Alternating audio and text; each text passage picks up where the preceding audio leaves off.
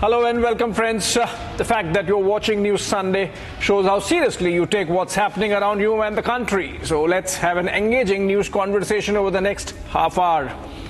Last 24 hours have seen the spiral of violence return to Manipur. The state is on the boil again after 6 Meiteis abducted a few days ago were found dead and their mortal remains recovered from the Barak River over the last couple of days. While this is the immediate trigger for the latest round of unrest, Manipur has been undergoing bad times for over 2 years now. While the region is known to have lived through unrests that have lasted longer in the 1990s and early 2000s, something has to give. Simply put, we cannot allow this to fester because Manipur has become a national security question. We have reported earlier on the foreign element in the crisis. And the latest controversy surrounding Mizoram Chief Minister Lal Duoma's comments in the United States on the greater Kuki land are indicative of the possible repercussions if this is allowed to go on. Let's understand the situation in Manipur tonight. Headlines first. Not only damage the exterior of the house, but all the belongings which were inside were vandalized, and everything in this house has been set on fire. The entire house was set on fire. And Biren Singh and local MLAs' houses targeted by violent mobs amid clampdown and unrest in Manipur.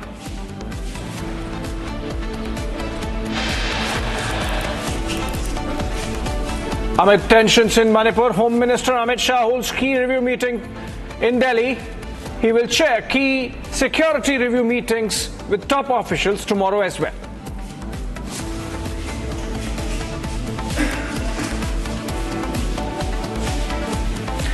As violence continues in Manipur, Conrad Sangma's NPP has withdrawn support from the N. Biren Singh government in Imphal.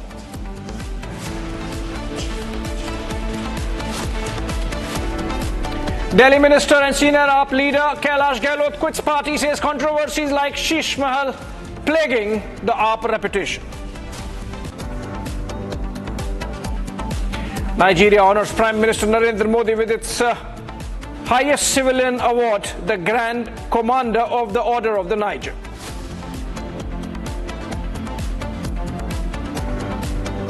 Prime Minister Modi also addresses Indian diaspora in Abuja. While interacting with the diaspora, PM said, and I quote, "You have always been Bharat's strongest brand ambassadors for me."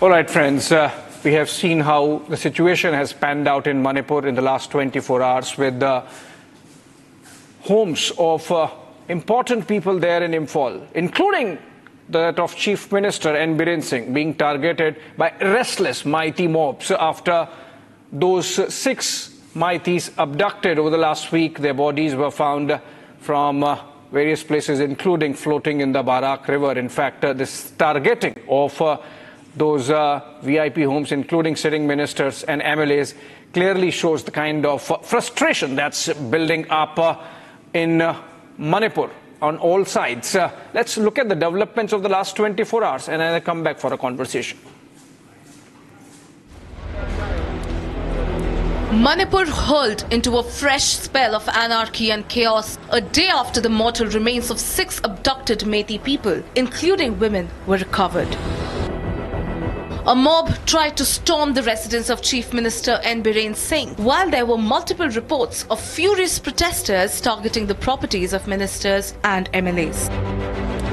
Dramatic visuals showed vehicles up in flames and houses gutted as a fresh wave of tensions and violent protests gripped the troubled northeast state. This is the residence of Minister Govindas Kanthozam. The house was attacked by mob last night, and you can see the damage, extensive damage in fact, that has been caused in this house by the mob which stormed into the residence of the minister last night, and they not only damaged the exterior of the house, but all the belongings which were inside were vandalized, and everything in this house has been set on fire.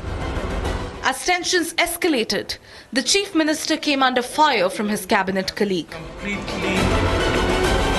Meanwhile, Union Home Minister Amit Shah cancelled 2 rallies that he was to address in the poll-bound Maharashtra and rushed back to Delhi as fresh tensions gripped Manipur. Home Minister Amit Shah also reviewed security meeting and will hold a key meet with the top officials in the national capital tomorrow. The Director General of the CRPF also rushed to Manipur as the state descended into chaos. Meanwhile, in a big blow to Biren Singh government, Conrad Sangma-led NPP withdrew support from government. Responding to the fresh spell of violence, former CM and Congress leader Okram Ibobi Singh said that the people of Manipur were not in favour of the imposition of president's rule in the state. Resignation and replacement, either resignation of the present incumbent Chief Minister or a replacement of this present Chief Minister, Mr. Biren. This is their outlook. This is party affairs within the party of the BJP. They should have to be decided. Number 2, this president imposing president rule in the state of Manipur is not advisable. People of Manipur does not like president rule. With the protests escalating and the houses and properties of people's representatives pillaged, vandalized and torched, the pressure is growing on the cornered CM to restore order and rule of law in troubled Manipur. All right, welcome back, and joining me in this very short conversation, we have Mr. Ghanshyam Mishra. He's representing the view of the Congress party and leans against the BJP. He's joining us live from Delhi, I believe. We also have Rami Niranjan Desai, who closely tracks the northeastern region and is an analyst. And let me begin with you, Savio. Savio, really frustration building up on all the sides. People getting fed up. These must be Maitis unhappy with the government to be carrying out this kind of vandalism and targeting the ministers and MLAs. Something has to give. What can happen now in Manipur so that situation is brought under control? See, the most important thing for us to understand in Manipur right now is that there are certain nefarious elements that are working to destabilize the current government as well as the northeast efforts of the Prime Minister Narendra Modi. And this has been happening for the last 18 months. One of the main reasons for the conflict and the accentuation of the conflict is the fact that you have a very large narcotics lobby and you have a lot of foreign interferences as far as delivering weapons, delivering the money that's required to keep a conflict on burn. And this is continuing for the last 18 months. It was planned much earlier. What is required to be done, in my humble opinion, is that the government needs to first disarm the people who have weapons in Manipur at this point of time. The disarmament of weapons should have happened within the first 6 months itself. Yet, there is still weapons that are lying with people who are acting as protectors of their own communities, people on both sides, whether it's Maitis and Cookies. And what you see in the recent horrific crime that has been committed on those 6 abducted Maitis, especially the toddler and the young child, is horrific and it is demonic, to say the least. That kind of anger, that kind of hate has been allowed to perpetuate over a period of time, over the last 18 months. Yeah. And we are trying to get the people to come together and see eye to eye. But that's not happening. Yeah. And that's not happening primarily because you have external forces trying to push a separatist agenda in Manipur. Let's be extremely clear about that. But the most important thing that needs to be done by the center is to take control of the situation in Manipur and to reach out to the common man. I'm not talking about the influencers. I'm not talking about the insurgents. And I'm not talking about the terrorists that are unleashing the hell. I'm talking about the common people need to have confidence back Prime Minister Narendra Modi, because for the last 10 years, prior to this conflict, the confidence of the people of Manipur and Northeast was with Prime Minister Modi, and that is the confidence we need to get back by taking the corrective measures right now. Okay, let me bring in Rami on this. Rami, the external forces that Savio is talking about, we are familiar about this, right? We know what has happened recently in the case of Mizoram. We know what has... Savio is talking about disarming people. We know from where the arms are coming, the fluidity of the border, which the union government has tried to tackle, but maybe not to full success. You think that it's going to be easy to disarm people now that it has not happened for 18 months? And if not, how it can be achieved? Good evening, Abhishek. I think the Manipur conflict we've spoken about for the last 2 years, because there is a conflict. Unfortunately, we forget history and we forget that previous conflicts in the state have taken over 7 years, over 9 years to resolve. These are not easy conflicts. The northeastern region has been in a because of its peculiar geographical location, has been it's been susceptible to all sorts of international interferences or cross-border or transnational ethnic interferences. Having said that, I think it's high time we lay the responsibility of this on the shoulders where we should be laying it. We cannot blame everything on external agencies. External agencies and external interference has always been there on the borders of the Northeast, and we've had to bear the brunt of it. But having said that, we have to lay responsibility on the people who are not yet, even after such horrific crimes are being done, coming out and condemning people just because they are from the same community. This spells to me a larger problem, a bigger disaster that is going to happen. Look, we can talk about disarmament, we can talk about our forces, we can talk about the government, but the fact of the matter is that this conflict has almost brought out the worst that we have ever seen in any of the conflicts that have happened. Babies and women are attacked. But please allow me a minute, because this is a very serious topic. When we talk about disarmament, Abhishek, it's not that easy, because now weapons are being made in their homes. We've seen this happen with RPGs. We've seen this happen with drones. We know that there is this sort of crude way wherein they can make these weapons. And, this has happened before also. It's happening now as well. So disarmament, again, is not that easy, because it's not just weapons that we know were registered and were stolen. The other problem is that unless communities get involved, and this I've been saying from day one, no conflict will get resolved unless communities. But the question is, why has it not been done? I mean, if it sounds so simple that if the community is involved or the communities are involved, the civil society is involved, then maybe a solution can be found. But that's not does not seem to be happening now. Therefore, you lay responsibility on the shoulders of the people as well, because this is known as a state of CSOs. The amount of CSOs that Manipur has, no other state does. How is it possible that... So it's not working. It's not working. It's not working somehow.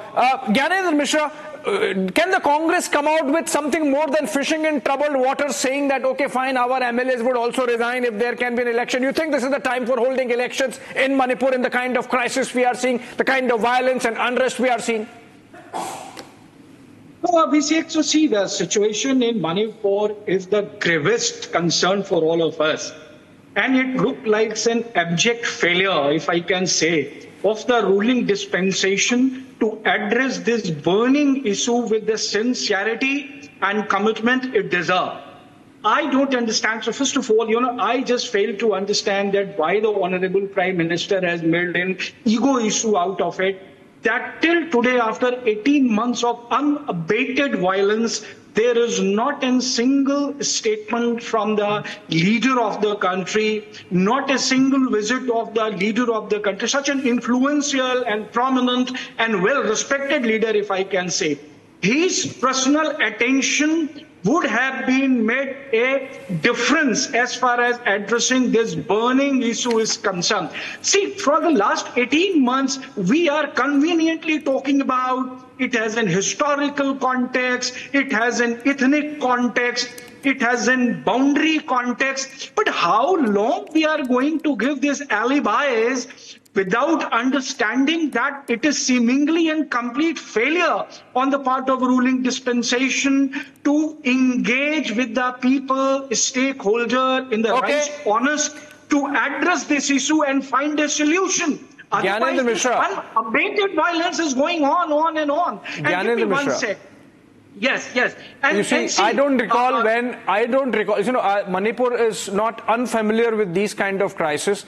And you would know, and Rami knows, and Savio knows, and even Nikhil Jain knows that there was a time when these kind of civil unrest would go on for years together. In the 1990s, for good 7 years. No Prime Minister visited, not even Home Minister visited. Here you have a situation where the Home Minister has spent few days going through those affected districts and areas and assessing the situation for himself. Now, it's the nature of the crisis is such, with the foreign hand involved, that it has to be a work of the entire society coming together. Nikhil Jain, you are raising your finger, but then there has to be some solution. You can't just be fishing in troubled waters. Abhishek, first of all, the situation in Manipur with regards to the civil unrest certainly has been there for decades, but not to this extent. It's like comparing getting hit by a cycle with getting hit by a truck. What is happening since the past 1.5 years, the kind of mad violence, the kind of bifurcation of the state, the absolute failure of the state government as well as the central government and the central security forces in trying to calm down the situation is not something that the state has seen before at this scale for this long a continued period. And the problem here is also the fact that despite the fact that you have the same ruling party in the state and the center, there isn't strong cohesion between the state government and the central government. Look at what the BJP state government in Manipur is asking the BJP central government in Delhi. They are asking for the removal of AFSPA. Why can there not be coordination between the two governments when there were made panels that were to talk about these? And what you really need right now think the situation is now a strong dialogue with the people. I don't think it's about AFSPA anymore, Nikhil, the situation that's there on the ground. Quickly tell me, 30 seconds, you think President's rule would help? Point is not Quickly tell me in 30 seconds, President's rule would help? No. Is it to me? To Nikhil. So I really don't know. At this point of time, I really don't know.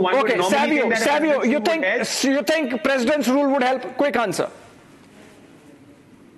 Well, I think if it's coordinated with the right steps from the center to deal with the nefarious elements in Manipur, it could help.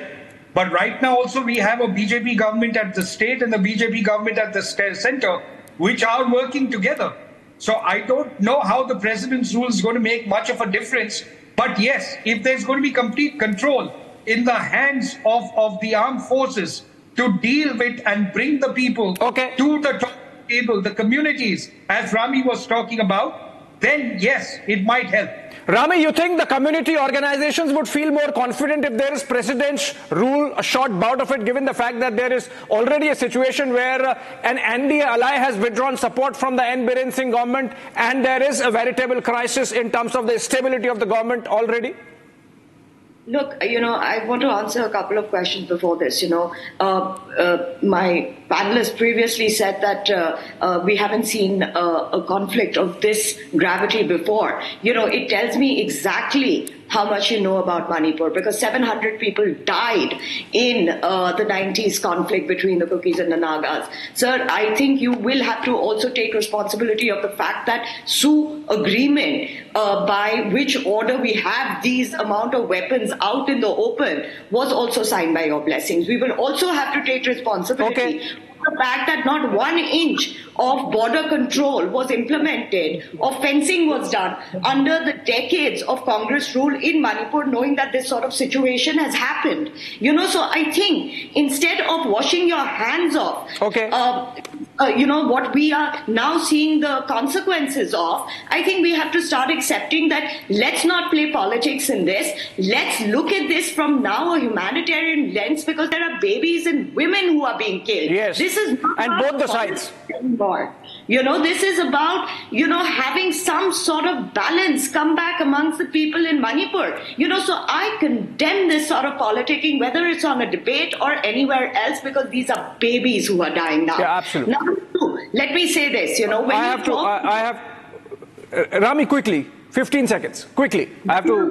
When you talk about NPP and all, removing support from the BJP government, it's not going to make a difference to the state government. But let me tell you, we have to look at it as a whole. Okay. There are 6 Methi communities in Meghalaya. So there is a certain amount of pressure nobody says it's going to be simple, but I thought maybe just a short bout of president's rule perhaps could inculcate a sense of confidence on all the sides. Remember, the pictures that we have seen coming through the day of violence in the Imphal are clearly representative of the kind of frustration that's building up, even in the Maithis. This Congress narrative or opposition narrative that, Maithis have been treated with kid gloves by the Biren Singh government because he is a Maithi. And so that sort of, a narrative was pushed. But that's not the case. Even the Maithis are unhappy. Remember, the 6 who have lost their lives in the latest spiral of violence happen to be from the Maithi community. We know what is happening on the Kuki side also. We have seen drones being used. We have seen the foreign hand. And of course, nobody said solution to this Manipur crisis is going to be easy. Perhaps President's rule is a way out in the short term. Thanks, everyone. Nikhil Jain, and we have Rami and Savio. And thank you so much, Mr. Mishra, for joining us. Short break. On the other side, the India Economic Summit clips continue.